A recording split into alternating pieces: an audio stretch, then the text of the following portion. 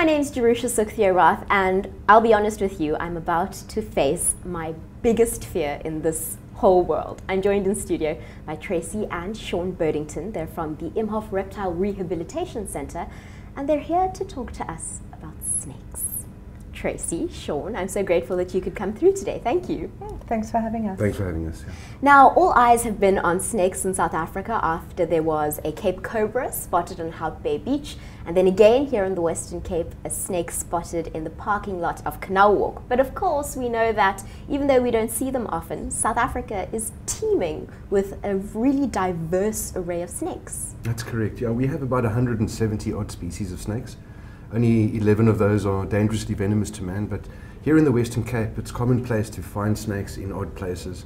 We're in conflict with these reptiles in terms of population growth, development, that type of thing. They need a space, we need a space, and often the two kind of don't sort of agree with each other.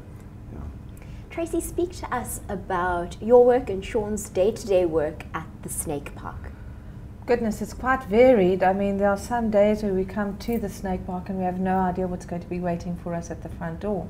I'm sure half of the Komiki area, the parents are missing quite a few pillow slips because people put their snakes or whatever they find in the pillow slips and just leave it at the front door.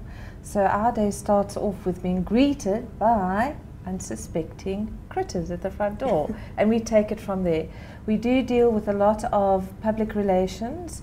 A lot of our work is carried out, as you know, via social media itself.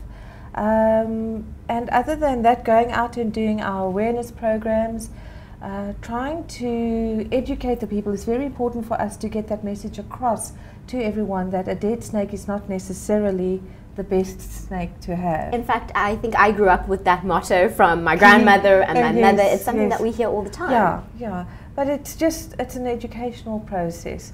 You know, one has to be aware of it, however, but not to such an extent. Well, now you can say, okay, well, fine, now I'm going to become the next snake lady or snake man, and I'm going to go and start rescuing snakes at the expense of, you know, being in an unfortunate position. Tracy, before the camera started rolling, you were speaking to me about this really amazing concept of therapy using snakes. Why don't you talk to us about that a bit more? Wow, all right, we'd be here the whole day. Okay, just in a nutshell. What I've decided, well, first of all, Sean introduced me to snakes and the reptiles, and we've been together for many, many years.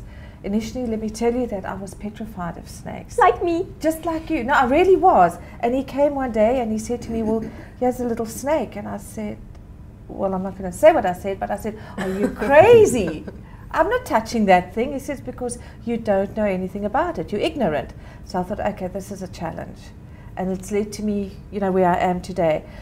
But I've sort of diverted a little bit from it with Sean's help, whereby we have taken, say, the bearded dragon, the blue-tongued skink, the sun gazer, tortoises, all those sort of non-threatening, non-aggressive type reptiles to educational shows.